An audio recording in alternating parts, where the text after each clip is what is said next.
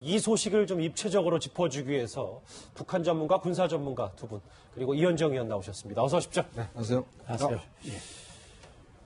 무려 40발의 사격을 뚫고 귀순한 이제 북한군 병사 들으셨던 것처럼 상태가 위중한 것으로 알려지고 있는데요. 5시간에 걸쳐 응급수술을 집도한 그 유명한 이국종 교수의 목소리부터 먼저 듣고 오겠습니다. 상태가 너무 안 좋을 때는 2차, 3차 수술을 계속 할 때마다 열구 닫고 할 수가 없기 때문에 그냥 열어놓는 거예요. 내장의 부종도 심하고 환자분 상태가 안 좋아서 걱정이 많이 되니까 그렇죠. 집중 치료해야 돼요. 그리고 약을 지금 어마어마한 양을 쓰고 있거든요. 감염도 막아야 되고 지금 또 그 말씀드릴 수 없는 굉장히 복잡한 것들이 많아요. 상태가 DIC라고 굉장히 빠져있기 때문에 되게 위험해요. 지금. 글쎄, 오늘 아침이니까 애초에는 그 생명에는 지장이 없다는 소식까지 얼핏 들었었는데 이현정 의원님 지금 제거하지 못한 총알 한두 개가 또 몸속에 남아있다면서요? 네, 저도 병원 측에 알아보니까 상태가 지금 알려진 것보다는 굉장히 더 심각하다고 그래요. 왜냐하면 이제 병원으로 왔을 때 거의 혈압 자체가 굉장히 떨어져 있었고, 그리고 이제 총격을 많이 받다 보니까 일단 뭐 준비할 겨를도 없이 바로 개복을 했다고 합니다. 근데 지금 내장이 많이 터져서 사실 내장 안에 있는 내가 분변이라든지 그다음 기생충 이런 게 지금 굉장히 많이 있다고 그래요. 그래서 그거를 지금 다 어떤 제거해내고 또 수술하는 게 힘들고, 그리고 특히 이제 지금 총상이 지금 한 6에서 7발 정도 이제 박혀 있는데 지금 현재 한 2발 정도는 아직까지 못 빼냈다고 합니다. 이게 왜냐하면 혹시나 그걸 빼내게 깊숙이 들어있기 때문에 빼낼 경우에는 이게 생명 위협될 수가 있으니까 일단 먼저 급한 것부터 먼저 막아놓고, 그래서 좀 전에 이국종 교수 이야기에 따라서 보면 일단 개복한 그 상태로 그대로 놔두고 일단 약물 투입을 하고 조금 상태가 좋아지면 다시 수술하고, 또 일부 중에서는 또 관통한 그런 상처도 있어서 사실 거의 뭐 상태가 보면 상당히 그 위급한 상황이라고 합니다. 네, 뭐 김기열 교수님 말씀처럼 장기 손상이 매우 심각한 것으로 알려지고 있는데 일단은 저희가 어떤 종류의 총이 사용됐는지 이 부분을 밝히는 것도 굉장히 중요한 부분이 될 수 있을 것 같아요. 원래는 그 판문점 공동경비구역 내에는 유엔사에서 관할하기 때문에 자기 그 개인용 소총, 권총이나 이런 거 외에는 중화기를 쏘지 못하게 돼 있습니다. 근데 지금 사실은 북한군도 일부 중화기가 들어와 있고 기관총도 있고 또 좀 그런 게 있습니다. 그래서 제가 생각할 때 자동 소총이라 그러면 옛날에는 7.62mm라고 우리 기관총에 쓰는 굵은 거를 북한군이 사용했는데 요새는 한 5.45mm라고 AK-74 소총이라고 자동 소총을 가지고 바로 거기가 우리 자유의 집에 북한에서 바로 내려다보는 고각 소초가 있거든요. 거기에서 내리 쐈거나 아니면 찝차에 최소한 4명이나 6명 좀 탈 수 있거든요. 북한군 찝차가.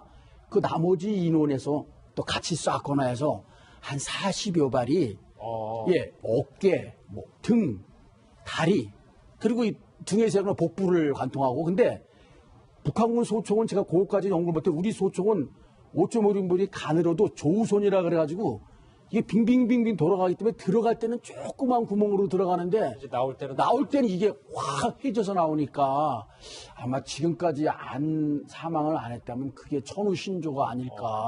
40발 정도를 맞아가지고요. 사실 그러니까 말씀하셨던 것처럼 권총이 아니라 소총, 그것도 위쪽에서 초소 위쪽에서 이제 내리 난사를 했기 때문에 거기는 그 자유의 집에서 뒤로 와가지고 얼른 은폐원폐를 하지 않으면 그냥 시멘트 맨 바닥이라 아무것도 없어서 그냥 쏘면 맞을 수밖에 없는. 그 얘기도 또 잠시 뒤에 더 집중적으로 해요. 안 소장님. 북한군이 글쎄요, 뭐 깨어난다 하더라도 본인이 제대로 증언을 못하면 물론 뭐 그렇게 되면 안 되겠습니다만 이 귀순 목적이나 이런 게 좀 미스테리로 남는 거 아니겠습니까? 그렇죠. 이게 사망해버리면 그 모든 게 이제 조사가 차단되는 건데, 물론 뭐 그 후에 이제 비하인드 스토리로 들을 수 있겠지만 우선 이 북한군에서 찝차를 몬다. 운전병인지 뭐 정전위원회 사람들은 대체로 또 복장을 변장하니까 저렇게 경무원들이 나와 있어도 사실은 하전사 군복을 입고 있어도 다 강공군관학교나 이런 걸 졸업한 위관급 군관들이 대체로 나와 있습니다. 그래서 이 친구가 몰던 차가 지금 간부용 찝차인지 보급형 나용차인지 후방물자 공급하는 건 잘 알려져 있지 않지만 어쨌든 북한군에서 차를 몰았다는 건 상당히 어떻게 보면 좀 자유분자, 북한군에서 중에서 제일 자유주의를 많이 하는 게 이게 운전병들입니다. 예. 차를 끌고 돌아다니다 보고 뇌물을 써야 되고 뭐 부정부패가 많으니까 어쨌든 이 친구가 그래도 대한민국을 선택해서 오는 과정에 상당히 그 사선을 넘으려고 했는데 좀 저렇게 부상을 크게 당했고 이자 말씀대로 이게 북한이 제가 볼 땐 분명히 권총을 쏜 건 아닙니다. 예. 경무원들이 그 안에 한 30명 근무하는데 한 사람이 한 발씩 쏘겠지만 다 자기 위치에서 일하고 있기 때문에 이것은 분명히 공중초소에서 AK 소총 이 30발이 장전되는 무지개 탄창에 하는 사격을 했기 때문에 저렇게 6발씩 맞았고 쓰러지지 않았나 그렇게 분석이 됩니다. 예, 이현정 의원님 사실 지금 현재까지도 이 북한 병사를 돌보고 있는 분이 바로 이국종 교수님인데 이분이 사실 굉장히 유명한 분이시잖아요. 그렇죠. 사실 아덴만의 영웅이라고 하지 않습니까? 석혜균 선장을 사실 그때 총탄을 많이 맞았죠. 그때 어떤 응급치료를 해서 정말 석 선장을 살려낸 가라버린 거고 그 이후에 이 중증외상치료센터 이게 이제 이제 이국종 교수가 주장을 해서 이게 이제 지금 각 지역별로 마련이 되어 있습니다. 그러니까 헬기도 이제 마련되어 있고. 그러니까 왜냐하면 이런 응급 환자들 같은 경우는 일반 병원을 갈 경우에 실제로 이제 이국종 교수 같은 응급의학을 전공하셨거든요. 그만큼 응급한 상황에는 정말 이게 훈련되고 단련된 팀들이 붙어서 한꺼번에 수술을 해야지만이 살릴 수가 있는 겁니다. 그러니까 일반적인 응급실과는 좀 더 스페셜한 그런 기능을 요구를 하거든요. 그런 면에서 이제 지금 각 지역에 지금 광역 지역에 응급센터가 설치가 돼 있고 이제 이국종 교수가 지금 현재 아주대 원래 교수거든요. 아주대에 이제 이 센터가 설립되어 있습니다. 그래서 여기 이제 헬기도 있고 이번에 같은 경우는 미군 헬기로 바로 이제 이송을 해서 거기서 바로 이제 현장에 수술을 했는데 마침 이제 이국종 교수가 직접 집도를 맡아서 수술을 장시간 했다고 합니다. 이국종 교수의 수술을 받고 기적적으로 이제 목숨을 건진 이제 석혜균 선장이 과거 이런 말을 했습니다. 목소리 들어보시죠. 참 세월이 빠른 것 같습니다. 당시 제가 생가사 갈림길에 참 긴박한 순간을 맞이했는데 감개무량하고 제가 그 당시 상황으로 봐서는 살아날 가망이 없었는데 4주년이 되니까 벌써 4살이 되었지 않습니까? 점점 자라고 있습니다. 글쎄요, 이 석혜균 선장 때처럼 이 귀순한 북한군 병사를 이번에도 이국종 교수가 살려낼 수 있을지 우리 국민들 많은 응원을 보내고 있습니다. 이제부터 북한군 병사의 어제 동선을 좀 집중적으로 짚어보려고 하는데요. 군사 분계선을 넘은 과정과 그 배경, 사연 아직 미궁에 빠져 있습니다. 당시 긴박했던 상황은 분명해 보이는데 황수연 앵커가 먼저 정리를 해봅니다. 북한 군인의 귀순 당시 긴박했던 순간이 공개됐습니다. 우선 우리 군의 브리핑 내용부터 듣고 오시겠습니다. 북한군 기순자 1명이 적 초소 부근으로 차량으로 돌진하다가 배수로 턱에 바퀴가 빠졌습니다. 그 상황에서 차에서 하차하고 MDL 남쪽으로 도주하는 모든 상황들을 경계 시스템을 통해서 추적 관리하면서 상황을 유지했습니다. 귀순한 북한 군인이 군용 지프를 타고 JSA 인근 북한군 초소까지 접근한 것으로 알려졌는데요. 이 군인은 지프를 몰고 빠른 속도로 초소 인근까지는 접근했지만 지프 바퀴가 배수로 턱에 빠지면서 급하게 차를 버리고 계속해서 남쪽으로 달려서 도주한 것으로 알려졌습니다. 도주하는 동안 다른 북한 병사들로부터 총격을 받은 건데요. 실제로 이 군인의 귀순을 저지하기 위해 북한 측에서는 추격조를 보내 무차별 총격을 가한 것으로 드러났습니다. 현재 귀순한 이 군인은 귀순 당시 재활용 병사군복을 입고 있었던 것으로 알려졌는데요. 하지만 귀순 당시 지프차를 몰았다는 점을 등을 고려해봤을 때 사병옷을 입은 장교일 가능성도 있다는 해석이 나오고 있습니다. 귀순한 북한군 병사의 동선 이제 조금 더 이해가 되셨을 겁니다. 좀 더 깊게 들어가 보겠습니다. 오른쪽에 준비한 게 있습니다. 무려 40발의 집중 사격을 받은 귀순한 북한군 병사. 김기호 교수님이 이 공동경비부 JS에서 근무를 하신 경험이 있으니까 이 얘기를 좀 더 집중적으로 여쭤볼게요. 왜냐하면 좀 이례적이었던 게 이 귀순한 북한군 병사가 이 군사분계선 거의 인근까지 본인의 군용 지프차를 타고 내려왔단 말이에요. 이거를 저희가 어떻게 해석을 좀 해야 됩니까? 그러니까 그걸 하기 전에 그 오른쪽에 판문각 한번 짚어보실래요? 판문각. 여기요? 예. 그 북한군이 이제 그 정전 체제를 무시하기 위해서 판문전 대표부라는 걸 판문각에 세웠어요. 예. 그리고 판문점 대포부 관할하에서 저걸 경계하는 병사들은 병사일 수도 있고 대부분 간부가 많아요. 예. 장교들이 하전사나 이런 복장을 입고 근무를 하거든요. 그리고 또 출신 성분이 좋아야만 돼요. 아하. 여기서는 다 우리 쪽을 보고 있으니까 예. 출신 성분이 나쁘면 얼마든지 이렇게 자유롭게 조금 뭐 10m만 넘어오면 뛰면 바로 이쪽에 넘어오는 빨간 선. 그게 중앙군사분계선. 진짜 코앞에 있는 거 아닙니까? 그렇죠. 예. 그래가지고 바로 건물 뒤로만 숨어버리면 되는 건데 아, 이렇게 탈출해서 이 바로 남측, 그러니까 엄폐를 한다는 게 바로 총을 안 맞게 뒤로 숨으면 된다는 그렇죠. 말씀이잖아요. 예, 그럼 되는 거니까 뭐 순식간의 일이라 지금 많이 밝혀지지 않았지만 그동안에 뭐 이수근 사건도 있고 장교가 하전사 벽장으로 넘어온 경우도 있었고 간곡 10년 전에 여러 건 사건이 있었습니다. 상호 또 충격전도 있고 또 우리도 판문점 자유의 집 이런 데로 구경 가듯이 소련 계통이나 그 공산층 계통도 판문각 쪽으로 구경을 많이 오다가 전에 소련 대학생이 한 번 또 넘어가고 총격전이 벌어진 적도 있었거든요. 예. 구경하다가 갑자기 뛰어오면 뭐 한 2, 3분이면 뛰어오거든요. 예. 근데 이번에는 아마 그 차를 몰 정도 됐으면은 예.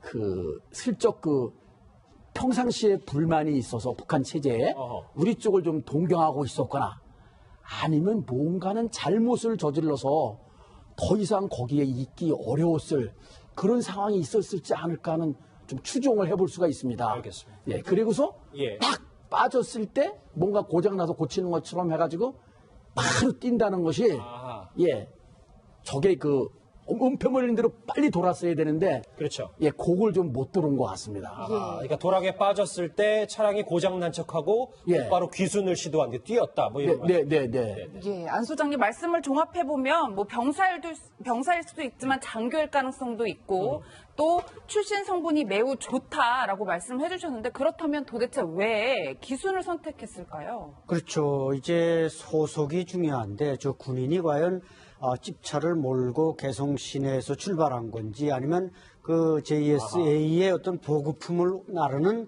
그런 또 운전병인지 그건 이제 좀 더 조사를 본인이 이제 살아나서 조사해 보면 드러나겠습니다만은 어쨌든 제가 볼 때는 판문점 가까이 다가왔다는 것은 그와 관련된 부대 송원이기 때문에 거기까지 나오지 그 전에 3-4단계를 집차를 타고 패스할 수가 없습니다. 그렇죠. 그렇기 때문에 저 친구도 출신 성분이 대단히 좋은 검토된 그런 집안인 것만은 확실한데 나름대로 뭔가 최근에 북한군에서 불만도 높아가고 있고 또 무슨 핵 개발 뭐 ICBM 개발하면서 이게 보급이 잘 안 되니까 예. 거기서 이제 여러 가지 불평 불만이 누적되고 또 상관과 다투을 가능성도 있고 북한군인 경우 대체로 간부의 집차를 운전하면은 제대할 때 제대를 안 하고 대학을 가거나 바로 이제 6개월짜리 군관 양성서를 보내서 표를 달아줍니다. 소위로. 그렇기 때문에 그런 과정에서 뭔가 불만이 충돌했을 가능성이 있습니다. 어쨌든 북한에서도 상류층일 수도 있다는 말씀이신데요. 그렇죠. 좀 더 들어가 보겠습니다. 귀순한 북한군의 정체에 대해서 오늘 오전 국방부 이렇게 브리핑을 했습니다. 들어보시죠. JSA 근무자인지 아닌지 여부에 대해서는 군정에서 조사가 필요한 부분입니다. 비무장 상태였다고 말씀드리고요. 인민군 하전사 복장을 착용하고 있었습니다. 여러 가지 소지품이 있는 것으로 알고 있는데 합동 조사를 통해서 어떤 기순 의도 같은 게 좀 전문적으로 분석이 필요한 상황입니다. 글쎄요. 그렇죠. 전문적인 분석이 필요할 텐데 이 귀순한 북한군 병사가 안 소장님 하전사 복장을 입었단 말이에요. 군복을. 하전사라는 계급이 우리와 비교하면 어느 정도 계급이 되는 겁니까? 그러니까 우리 우리 뭐 1등병, 2등병, 뭐 분대장까지가 이제 하전사인데 하사관과 병사를 합쳐서 하전사라고 부릅니다. 그러니까 군관이 아닌 사람은 밑은 다 하전사인데 문제는 판문점에 나와 있는 그 경무원들 그 사람 우리 이제 헌병과 같은 임무를 수행하는 사람들이 대체로 뭐 중사나 뭐 하사 이렇게 달고 나오는데 중사 이상은 거의 다 장교라는 겁니다. 방건 종합 군관학교 또 압록강 군관학교를 나와가지고 이 격술과 이 특수부대 훈련을 받은 보통 한 사람이 한 10명씩 제킬 수 있는 능력을 가질 수 있는 사람만이 거기 나오고 그래서 이제 지난 8.18 도끼 사건 때 우리 보니파스 대위를 도끼로 내리 찍은 사람이 바로 그 박정남 대위라고 그 당시는 상사 하사관 복장을 하고 나와 있었습니다. 그렇기 때문에 저 사람도 지금은 하전사 복장으로 일단 외모는 판단이 됩니다만은 실제로 아닌 게 아니라 소인지 중인지 이건 조사를 해봐야 이제 밝혀지는 겁니다. 예. 예, 김 교수님 사실 근데 저희가 짚어본 것처럼 말씀하신 것처럼 이곳이 뭐 평소에 이렇게 귀순이 잦은 곳이 아니고 말씀처럼 관광객들도 막 오가는 곳인데 왜 하필 이곳에서 귀순을 선택했다라고 저희가 생각해야 될까요? 저기가 귀순이 잘 일어나지는 않지만 귀순하기가 딴 데보다 쉬워요. 예. 한 2, 3분이나 5분만 순식간에 잘 뛰면 바로 귀순할 수 있거든요. 그러니까 JSA가 저 지금 화면에 그래픽으로 나옵니다만 예. 좀 북한군 입장에서 북한 쪽 입장에서 어찌 보면 등잔 밑이 어두운 조금 지도는 하면 어렵지만 하면 할 수 있는 곳.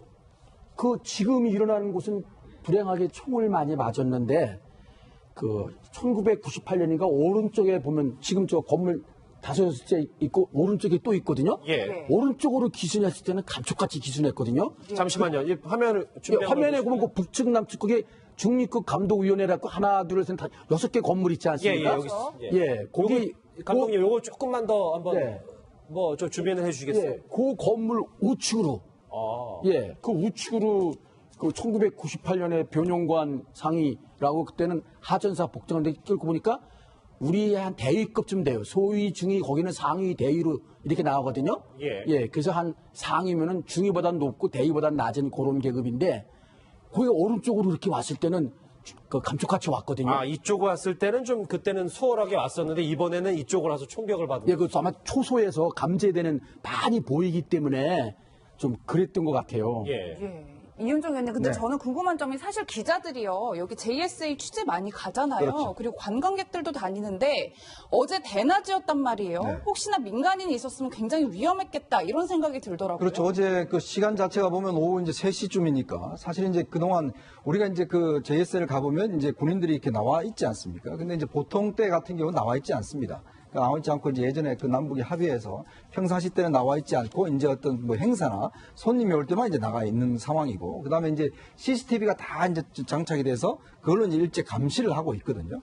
그러니까 그렇다고 한다면 사실 어제 같은 경우는 이게 40발이나 총알이 쐈다고 하면 아까 말씀드린 권총이 아니라 자동소총으로 쐈다고 하면 상당히 그 우리 쪽에서도 감지를 충분히 했을 것이고 그렇죠. 지금 일단 군당국 설명은 그러니까 CCTV로부터 처음부터 계속 보고 있었다 이렇게 지금 증언을 하고 있는데 예. 만약에 제대로 이제 그 감시를 했는지 이 여부는 뭐 하지만 만약에 이제 우리 관광객들이 저게 이제 관광을 하고 있었다라면 이건 상당히 큰 문제가 될 수가 있는 것이죠. 예. 그러니까 그렇기 때문에 사실은 이제 그때 당시에는 다른 어떤 피해는 없는 걸로 봐서는 일단 관광객이 없었던 걸 보여져요. 그렇지만 그러니까 저런 상황이 만약 관광객이 있을 때 벌어졌다라면 상당히 위험할 수가 있습니다. 이게 지금 보니까 예. 팔, 뭐 다리, 가슴, 뭐 복부 다 지금 총상을 입어서 안수양이. 그런데 제가 제목으로도 좀 짚어봤습니다만 북한군이 총격이 무려 40발이잖아요. 이렇게까지 많이 쏠 필요가 있었는지 혹은 북한군이 어떤 이유에서 이렇게 난사를 한 건지에 대해서 궁금합니다. 그러니까 이 40발이 바로 이 친구가 내려다보이는 그 초소에서 쏜 건지, 그 다음에 그 뒤에서부터 추격해 오는 과정에서 쏜 것까지 다 합쳐서 아마 40여 발 되는 거로 지금 아마 통계를 낸 모양인데, 예. 어쨌든 제가 볼 때는 그 군사분계선을 넘기 직전에 아마 8 정도에 맞았을 수 있고, 그러나 지금 죽을 각오를 했기 때문에 계속 남쪽으로 뛰다 보니까 한 20, 30m에서 또 맞았을 수 있습니다. 바로 뒤에 그 초소가 머리 뒷꼭대기에 있으니까 이렇게 됐을 경우는 간신히 살아서 한 목숨만 부지하고 그 한 50m까지 넘어온 거 아닙니까? 이때도 아마 북한군의 그 전선 규정은 그렇습니다. 38선을 넘었더라도 북한 군인이나 민간인이 남쪽 땅에 있더라도 그걸 쏴서 죽이도록끔 돼 있습니다. 북한 규정. 잠시만요. 그러니까 만약에 저 북한군 병사가 지금 군사분계선을 어제 만약에 넘었는데도 어제 쐈을 수도 있는다는 얘기죠. 쐈을 가능성이 충분히 높고 예. 북한은 규정이 그렇게 되어 있습니다. 우리는 제가 잘은 모르겠지만 우리는 적어도 군사분계선을 넘기 전이나 넘었으면 그 군인을 향해서 총을 쏘진 않았습니다. 제가 그 휴전선 근무하면서도 직접 목격한 사실인데, 근데 북한은 무조건 죽이도록끔 돼 있다. 사살하는 명령이 내려져 있기 때문에 예. 그 사람들이 총을 쐈고 그래서 상당히 좀 더 많이 맞지 않았는가. 그 넘을 때까지만 해도 8 정도 맞았다가 그 넘은 다음에 아마 이 내장을 파열하는 중대한 그 5발 정도를 더 맞지 않았는가. 이런 점에서는 이게 북한이 뭐 우리가 이런 걸 지금 정전협정으로 따질 수 없는 상황이 예. 조성돼 있지만 참 북한으로서는 잔인하다는 것이죠. 북한군 내부 지침은 넘어도 쏜다 뭐 이렇게 돼 있군요. 예, 말씀. 예, 그 지금 안소장님 좋은 말씀하시는데 만약에 저 병사를 죽이지 않으면 경계를 쓴 북한군들이 다 처벌을 받게 됩니다. 예. 아하, 만약에 이 군사분계선을 넘었을 때 이 초소에 있었던 그렇죠. 사살을 적시에 못하면 이 사람들도 나중에 숙청을 당하거나 할 수 있단 그렇죠. 말이에요. 그래서 끝까지 쏘는 건데 그래서 그제 소련군 소련 학생 관광객이 왔다 할 때도 예. 우리 상호간에 총격전이 벌어진 게 우리가 적을 못하도록 제압하기 위해서 대응 사격을 또 하거든요. 예. 그러면 이제 30분 정도 그때도 총격전이 있었거든요. 근데 이번에는 북한에서 일방적으로 쏘고 우리는 대응을 못했거든요. 예, 그런 면에서 40발 정도까지 맞은 것 같아요. 예, 김 교수님 저도 참 이 부분이 궁금한데 우리 군의 대응 사격은 그렇다면 왜 없었던 건가요? 그러니까 저기가 이제 체제가 보면 좀 복잡한 게 유엔사를 관할하는 유엔군 사령부가 있고 예. 그 참모부가 군사정조위원회의 비서처가 있습니다. 예. 비서처가 여기는 유엔군 산하에는 미군 유엔군 대대가 하나 있는데 미군 대대장과 참모들과 중대장 요원 간부들이 한 수십 명 정확히 인원은 말씀드릴 수 없고 그리고 그 사람들이 지휘 감독하에 실제로 우리 쪽을 경계하는 한국군 대대병력이 있습니다. 예. 그러다 보니까 이제 거기 지금 바로 즉각 대응하는 문제에서 상호 여기다 보고하고 또 어떻게 하고 지시받고 이러는 가운데서 한 10여 분 정도 시간이 소요되지 않았나 싶습니다. 예. 아, 잠시만요. 그 말인즉슨 네. 군사분계선을 넘어섰는데도 북한군 기순병사가 네. 북한군이 막 40발을 사격을 한단 말이에요. 그런데 네. 그것 자체를 바로 즉각 선저 주보고를 하는 게 아니라 그렇지요. 미군과 다 상의를 하고 하기 때문에 안 된다는 아니, 그러니까 원래는 바로 했어야 되는데 제가 이게 참 의문이 가는 게 예. 40발을 쏘도록 가만히 있었던 것은 아마 그런 과정에서 우리가 신속히 위임됐은 그런 뭐를 했어야 되는데 그런 걸 좀 못하다 보니까 그런 일이 벌어졌고 또 이제 보고하고 지침 받다 보니까 한 15분 정도 또 흘러가고 예. 헬기 그동안에 또 오고 그러니까 유엔사 미군 헬기거든요. 우리 헬기가 아니고 예. 유엔사 관할구역이고 그래서 일방적으로 또 엄폐 건물도 없고 그래서 저렇게 한 40발 정도 많이 맞지 않나 싶어요. 하나만 더 여쭤보면 앞으로 만약에 똑같은 상황이 벌어져서 북한군 기순병사가 군사분계선 넘었어요. 당연히 북한이 이번처럼 40발 총기를 난사했어요. 근데 만약에 그 40발 가운데 하나가 우리 군 병사에게 맞았다면 그거 우리가 또 대응 사격 안 할 수 없는 거 아닙니까? 아니 그러니까 쏘면 우리도 바로 쏴야죠. 근데 이번에는 안 했잖아요. 그러니까요. 그리고 또 아까 맞았다는 그런 상황 나면 우리는 더 많이 쏴야죠. 비례성의 원칙이 있거든요. 등가성의 원칙이고 예. 우리도 최소한 40발은 쐈어야 되거든요. 예. 그건 조금 뭐 현장에서 근무를 하셨던 분의 입장에서 문제가 있었다 이렇게 보시는 아니 그러니까 현장은 제가 저걸 관할하는 군사정조위원회 정책기획장교를 해서 그걸 자주 가거든요. 예. 저기 이제 중립국 감독위원회 그 가운데 있는 건물 예, 이거요? 거기가 본회의장이라 예. 거기에 가면 이렇게 티 테이블이 있어갖고 마이크 선이 있거든요.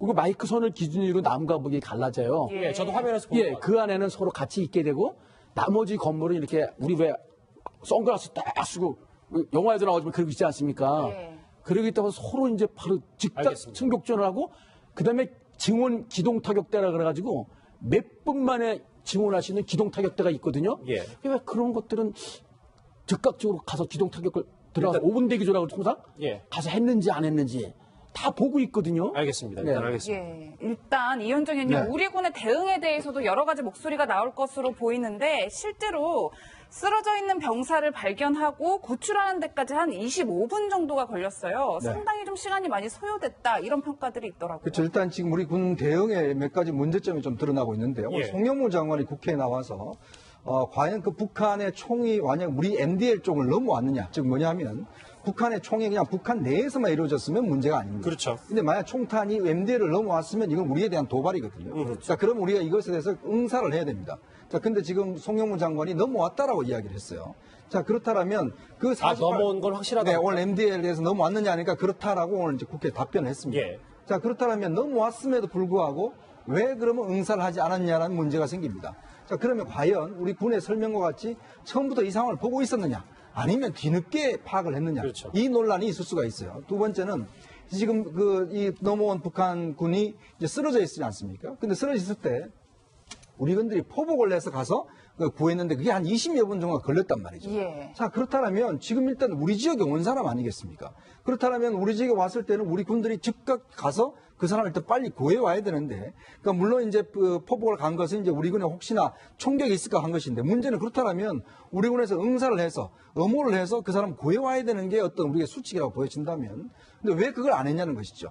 왜냐하면 이게 촉각을 다투는 생명의 어떤 촉각을 다투는 것인데 20여 분 동안 늦어짐으로 해서 실제 이송돼 지금 이제 아까 이국종 교수 이야기 따라 이게 굉장히 위중한 상황이지 않습니까? 그렇죠. 그렇다 보니까 과연 그렇게 했느냐의 문제. 아까 김 교수님 이야기했지만 그럼 우리 군에서는 도대체 그럼 왜 그렇게 가만히 있었느냐. 이 북한에서 40발을 쏘고 그게 지금 그 국방부 장관 이야기로는 NDL까지 넘어왔다고 하는데도 불구하고 응사를 왜 안 했던가. 파악하고 있었는가. 이런 문제가 사실 좀 더 밝혀져야 될 문제 같습니다. 김규 교수님 정리를 해볼게요. 그러니까 우리 영토에서 물론 뭐 북한군이 언제 총을 쏠지 모르니까 뭐 포복으로 갈 수도 있겠지만 그것부터 해서 응사도 제대로 하지 못했다라는 측면이 오히려 이 사람이 왜 기순을 했는지를 푸는 것보다 이게 더 중요한 문제 같아서요. 둘 다 풀려야 될 것 같아요. 일단 40발 정도 소리 나면은 혹시 CCTV나 뭐 거기 TOD 장비 같은 걸 못 볼 수가 없고요. 첫 번째 40발 소리 나면 벌써 압니다. 그 옆에서 바로 뭐 10m 한두 발도 아니고 40발이 투둥퉁퉁 나갈 텐데. 그럼요. 그럼 어디서 총 싸우는 거 그냥 알죠. 그럼 바로 우리 조건 반사적으로 응사를 해야죠. 예. 그러니까 그런 면에서 좀 문제가 있다. 그렇지 않으니까 더 많은 부상을 당하지 않았냐. 그리고 일단 우리 병사가 안 맞았어도 우리 땅에 떨어졌으면 바로 쏴야죠, 우리도. 그만한 양을. 안찬일 소장님, 이제 사실 JSA 구역을 통해서 1급 병사가, 일종의 1급 병사가 귀순을 한 셈인데, 이게 김정은 귀에도 들어갔을까요? 당연히 들어가죠. 이게 김정일 때도 그렇고, 김정은도 이게 판문점에 대한 관심이 지대합니다. 74년에 김정일이가 판문점에 와서 그 경무원들을 뒷잔등을 두드려주니까 2년 후에 이 독기 사건을 일으킨 겁니다. 세상에 배는 게 없었죠. 아마 김정은이 올해 들어와서도 판문점이나 초전방 그 GP까지 나온 걸로 알려지고 있거든요.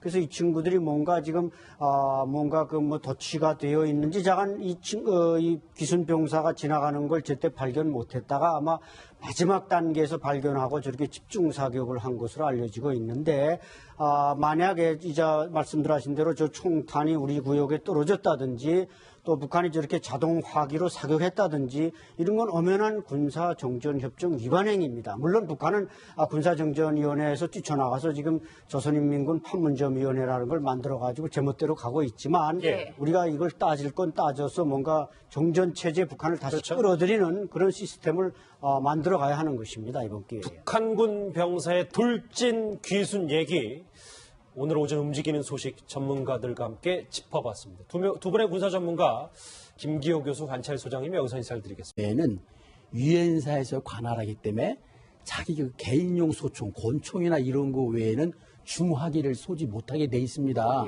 근데 지금 사실은 북한군도 일부 중화기가 들어와 있고 기관총도 있고 또 좀 그런 게 있습니다. 그래서 제가 생각할 때 자동 소총이라 그러면 옛날에는 7.62mm라고 우리 기관총에서는 굵은 거를 북한군이 사용했는데 요새는 한 5.45mm라고 AK-74 소총이라고 자동 소총을 가지고 바로 거기가 우리 자유의 집에 북한에서 바로 내려다보는 고각 소초가 있거든요. 거기에서 내리 쐈거나 아니면 찝차에 최소한 4명이나 6명 좀 탈 수 있거든요. 북한군 찝차가. 그 나머지 인원에서 또 같이 쐈거나 해서 한 40여 발이 어깨, 등, 다리, 그리고 이 등에서는 복부를 관통하고. 근데 북한군 소총은 제가 그것까지 연구를 못해 우리 소총은 5.5mm 간으로도 조우손이라 그래가지고 이게 빙빙빙빙 돌아가기 때문에 들어갈 때는 조그만 구멍으로 들어가는데 이제 나올 때는 이게 확 휘져서 나오니까 아마 지금까지 사망을 안 했다면 그게 천우신조가 아닐까. 40발 정도를 맞아가지고요. 사실 그러니까 말씀하셨던 것처럼 권총이 아니라 소총, 그것도 위쪽에서 초소 위쪽에서 이제 난사를 했기 때문에 거기는 그 자유의 집에서 뒤로 와가지고 얼른 은폐원폐를 하지 않으면 그냥 시멘트 맨 바닥이라 아무것도 없어서 그냥 쏘면 맞을 수밖에 없는. 그 얘기도 또 잠시 뒤에 더 집중적으로 해볼게요. 안 소장님.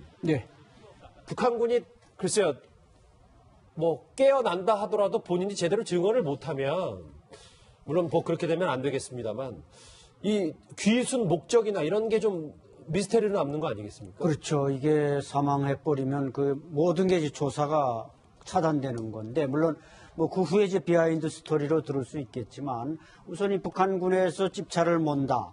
운전병인지, 뭐 정전위원회 사람들은 대체로 또 복장을 변장하니까 저렇게 경무원들이 나와 있어도 사실은 하전사 군복을 입고 있어도 다 강공군관학교나 이런 걸 졸업한 군관, 위관급 군관들이 대체로 나와 있습니다. 그래서 이 친구가 몰던 차가 지금 간부용 집차인지 보급형 나용차인지 후방물자 공급하는 건 잘 알려져 있지 않지만, 어쨌든 북한군에서 차를 몰았다는 건 상당히 어떻게 보면 좀 자유분자, 북한군에서 제일 자유주의를 많이 하는 게 또 이게 운전병들입니다. 예. 차를 끌고 돌아다니다 보고 뇌물을 써야 되고 뭐 부정부패가 많으니까, 어쨌든 이 친구가 그래도 대한민국을 선택해서 오는 과정에 상당히 그 사선을 넘으려고 했는데 좀 저렇게 부상을 크게 당했고, 이자 말씀대로 이게 북한이 제가 볼 땐 분명히 권총을 쏜 건 아닙니다. 예. 경무원들이 그 안에 한 30명 근무하는데 한 사람이 한 발씩 쏘겠지만 다 자기 위치에서 일하고 있기 때문에 이것은 분명히 공중초소에서 AK 소총, 이 30발이 장전되는 무지개 탄창에 하는 사격을 했기 때문에 저렇게 6발씩 맞았고 쓰러지지 않았나, 그렇게 분석이 됩니다. 예, 이현정 의원님, 사실 지금 현재까지도 이 북한 병사를 돌보고 있는 분이 바로 이국종 교수님인데, 이분이 사실 굉장히 유명한 분이시잖아요. 그렇죠.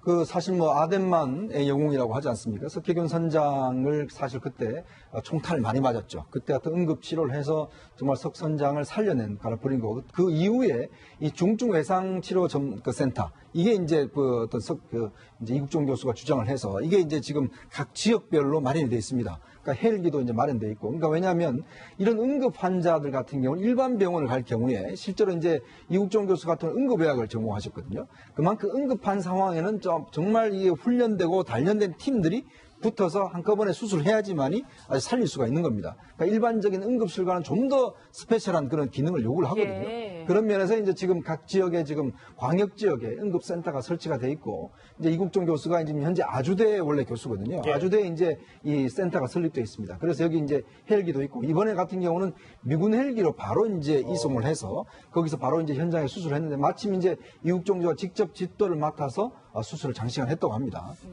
이국종 교수의 수술을 받고 기적적으로 이제 목숨을 건진 이제 석혜균 선장이 무려 40발의 집중 사격을 받은 귀순한 북한군 병사. 김기호 교수님이 이 공동경비부 JS에서 근무를 하신 경험이 있으니까 이 얘기를 좀 더 집중적으로 여쭤볼게요. 왜냐하면 좀 이례적이었던 게, 이 귀순한 북한군 병사가 이 군사분계선 거의 인근까지 본인의 군용 지프차를 타고 내려왔단 말이에요. 이거를 저희가 어떻게 해석을 좀 해야 됩니까? 그러니까 그걸 하기 전에 그 오른쪽에 판문각 한번 짚어보실래요? 판문각. 여기요? 예. 그 북한군이 이제 그 정전 체제를 무시하기 위해서 판문전 대표부라는 걸 판문각에 세웠어요. 예. 그리고 판문전 대표부 관할하에서 저걸 경계하는 병사들은 병사일 수도 있고 대부분 간부가 많아요.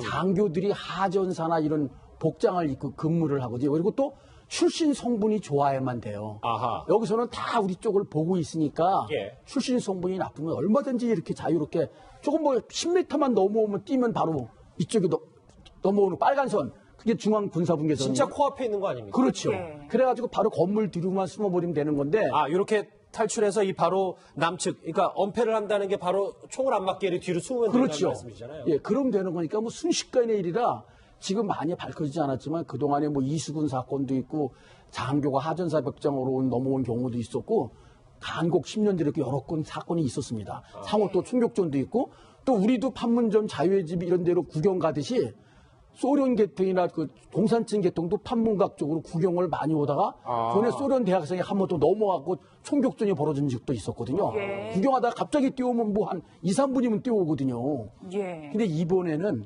아마 그 차를 모을 정도 됐으면은 예. 그 슬쩍 그 평상시에 불만이 있어서 북한 체제에 어허. 우리 쪽을 좀 동경하고 있었거나 아니면 뭔가는 잘못을 저질러서 더 이상 거기에 있기 어려웠을 그런 상황이 있었을지 않을까 하는 좀 추정을 해볼 수가 있습니다. 알겠습니다. 예, 그리고서 예. 딱 빠졌을 때 뭔가 고장나서 고치는 것처럼 해가지고 바로 뛴다는 것이 아하. 예 저게 그 과거 이런 말을 했습니다. 목소리 들어보시죠. 참 세월이 빠른 것 같습니다. 당시 제가 생가사 갈림길에 참 긴박한 순간을 맞이했는데 감개무량하고 제가 그 당시 상황으로 봐서는 살아날 가망이 없었는데 4주년이 되니까 벌써 4살이 되었지 않습니까? 점점 자라고 있습니다. 글쎄요, 이 석해균 선장 때처럼 이 귀순한 북한군 병사를 이번에도 이국종 교수가 살려낼 수 있을지 우리 국민들 뭐 많은 응원을 보내고 있습니다. 이제부터 북한군 병사의 어제 동선을 좀 집중적으로 짚어보려고 하는데요. 군사 분계선을 넘은 과정과 그 배경, 사연 아직 미궁에 빠져 있습니다. 당시 긴박했던 상황은 분명해 보이는데 황수연 앵커가 먼저 정리를 해봅니다. 북한 군인의 귀순 당시 긴박했던 순간이 공개됐습니다. 우선 우리 군의 브리핑 내용부터 듣고 오시겠습니다. 북한군 기순자 1명이 적초소 부근으로 차량으로 돌진하다가 배수로 턱에 바퀴가 빠졌습니다. 그 상황에서 차에서 하차하고 MDL 남쪽으로 도주하는 모든 상황들을 경계 시스템을 통해서 추적 관리하면서 상황을 유지했습니다. 귀순한 북한 군인이 군용 지프를 타고 JSA 인근 북한군 초소까지 접근한 것으로 알려졌는데요. 이 군인은 지프를 몰고 빠른 속도로 초소 인근까지는 접근했지만 지프 바퀴가 배수로 턱에 빠지면서 급하게 차를 버리고 계속해서 남쪽으로 달려서 도주한 것으로 알려졌습니다. 도주하는 동안 다른 북한 병사들로부터 총격을 받은 건데요. 실제로 이 군인의 귀순을 저지하기 위해 북한 측에서는 추격조를 보내 무차별 총격을 가한 것으로 드러났습니다. 현재 귀순한 이 군인은 귀순 당시 재활용 병사군복을 입고 있었던 것으로 알려졌는데요. 하지만 귀순 당시 지프차를 몰았다는 점을 등을 고려해봤을 때 사병옷을 입은 장교일 가능성도 있다는 해석이 나오고 있습니다. 귀순한 북한군 병사의 동선 이제 조금 더 이해가 되셨을 겁니다. 좀 더 깊게 들어가 보겠습니다. 오른쪽에 준비한 게 있습니다. 이 소식을 좀 입체적으로 짚어주기 위해서 북한 전문가, 군사 전문가 두 분, 그리고 이현정 의원 나오셨습니다. 어서 오십시오. 네, 안녕하세요. 아세요? 무려 40발의 사격을 뚫고 귀순한 이제 북한군 병사 들으셨던 것처럼 상태가 위중한 것으로 알려지고 있는데요. 5시간에 걸쳐 응급수술을 집도한 그 유명한 이국종 교수의 목소리부터 먼저 듣고 오겠습니다. 상태가 너무 안 좋을 때는 2차, 3차 수술을 계속 할 때마다 열구 닫고 할 수가 없기 때문에 그냥 열어놓는 거예요. 내장의 기동도 심하고 환자분 상태가 안 좋아서 걱정이 많이 되니까 오셨죠. 집중 치료해야 돼요. 그리고 약을 지금 어마어마한 양을 쓰고 있거든요. 감염도 막아야 되고 지금 또 그 말씀드릴 수 없는 굉장히 복잡한 것들이 많아요. 상태가 DIC라고 부른데 빠져있기 때문에 되게 위험해요. 지금. 글쎄, 오늘 아침이니까 애초에는 그 생명에는 지장이 없다는 소식까지 얼핏 들었었는데 이현정 의원님 지금 제거하지 못한 총알 한두 개가 또 몸속에 남아있다면서요? 네, 저도 병원 측에 알아보니까 상태가 지금 알려진 것보다는 굉장히 더 심각하다고 그래요. 왜냐하면 이제 병원으로 왔을 때 거의 혈압 자체가 굉장히 떨어져 있었고, 그리고 이제 총격을 많이 받다 보니까 일단 뭐 준비할 겨를도 없이 바로 개복을 했다고 합니다. 근데 지금 내장이 많이 터져서 사실 내장 안에 있는 내가 분변이라든지 그다음 기생충 이런 게 지금 굉장히 많이 있다고 그래요. 그래서 그거를 지금 다 어떤 제거해내고 또 수술하는 게 힘들고, 그리고 특히 이제 지금 총상이 지금 한 6에서 7발 정도 이제 박혀 있는데 지금 현재 한 2발 정도는 아직까지 못 빼냈다고 합니다. 이게 왜냐하면 혹시나 그걸 빼내게 깊숙이 들어있기 때문에 빼낼 경우에는 이게 생명 위협될 수가 있으니까 일단 먼저 급한 것부터 먼저 막아놓고, 그래서 좀 전에 이국종 교수 이야기에 따라서 보면 일단 개복한 그 상태로 그대로 놔두고 일단 약물 투입을 하고 조금 상태가 좋아지면 다시 수술하고, 또 일부 중에서는 또 관통한 그런 상처도 있어서 사실 거의 뭐 상태가 보면 상당히 그 위급한 상황이라고 합니다. 네, 뭐 김기열 교수님 말씀처럼 장기 손상이 매우 심각한 것으로 알려지고 있는데 일단은 저희가 어떤 종류의 총이 사용됐는지 이 부분을 밝히는 것도 굉장히 중요한 부분이 될 수 있을 것 같아요.